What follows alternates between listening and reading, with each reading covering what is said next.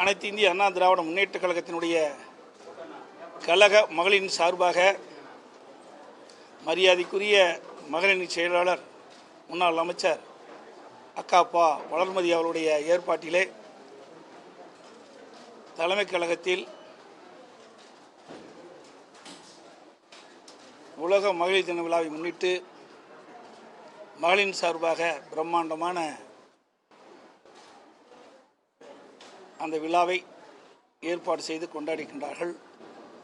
இந்த நிகழ்ச்சியில் பங்கு பெற்ற அனைத்து மகளிர் அந்த சகோதரிகளுக்கும் என்னுடைய இதயபூர்வமான நல்வாழ்த்துக்களை முதலில் தெரிவித்துக் கொள்கின்றேன். அதோடு மகளிர் தின நாளன்று இன்று ஏழை எளியோருக்கு கழக மகளிரின் சார்பாக பல்வேறு நலத்திட்ட உதவிகளும் இன்று வழங்கியிருக்கின்றார்கள். மகளிரின் சார்பாக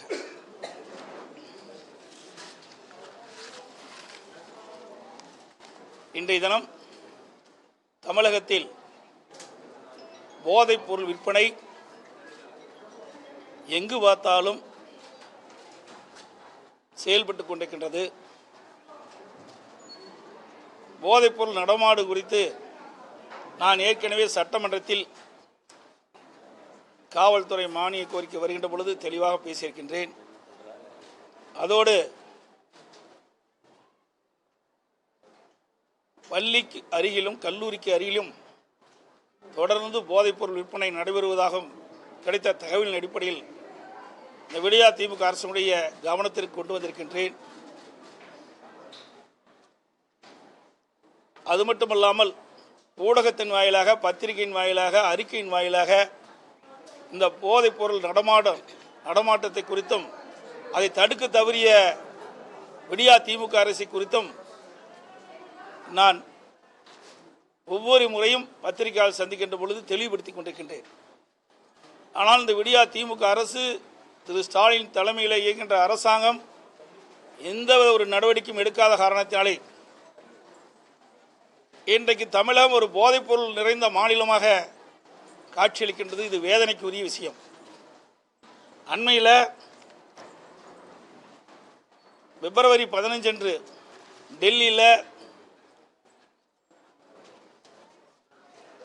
போதைப்பொருள் பிடிபட்டதாக செய்திகள் வந்தன, பத்திரிகையில், ஊடகத்திலேயும். இதற்கு யார் காரணம் என்றால், திராவிட முன்னேற்ற கழகத்தைச் சேர்ந்த சென்னை மேற்கு மாவட்ட அயலக அணி துணை அமைப்பாளர் இந்த போதைப் பொருளிலே சம்பந்தப்பட்டதாக 3 ஆண்டு காலமாக 2000 கோடிக்கு மேலே போதைப் பொருள் பல்வேறு நாடுகளுக்கு கடத்தப்பட்டதாக செய்திகள் பத்திரிகைகள் ஓரில் வந்திருக்கின்றன.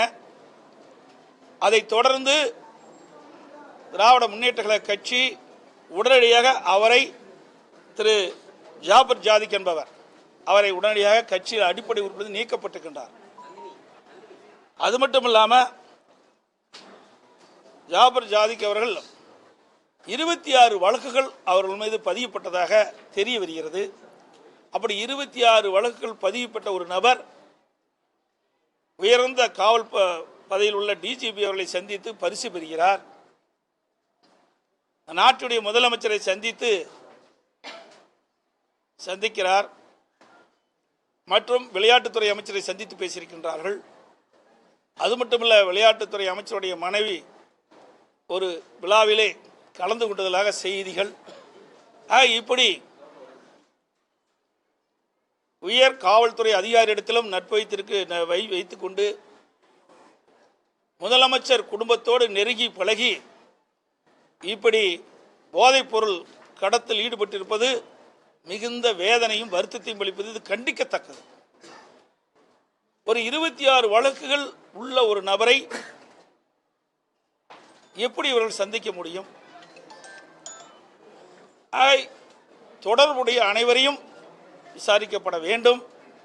இந்த நாட்டுடைய முதலமைச்சர் இதற்கு முழுமையான விளக்கம் அளிக்க வேண்டும். இதுவரை எவ்வித விளக்கமும் அளிக்கப்படவில்லை. ஏதோ அவருடைய கட்சியுடைய அமைப்பு செயலாளரை விட்டு ஒரு சம்பிரதாயத்துக்கு ஒரு அறிக்கை வெளியிட்டிருக்கார். இது உயர் போலீஸ் அதிகாரிகள் சம்பந்தப்பட்ட விஷயம், முதலமைச்சர் குடும்ப சம்பந்தப்பட்ட விஷயமாக இருக்கின்ற காரணத்தினாலே நாட்டு மக்களுக்கு விளக்க வேண்டிய கடமை நாட்டுடைய முதலமைச்சர் என்ற அடிப்படையிலே தார்மீக நீதியாக அவர் இதை தெளிவுபடுத்த வேண்டும்.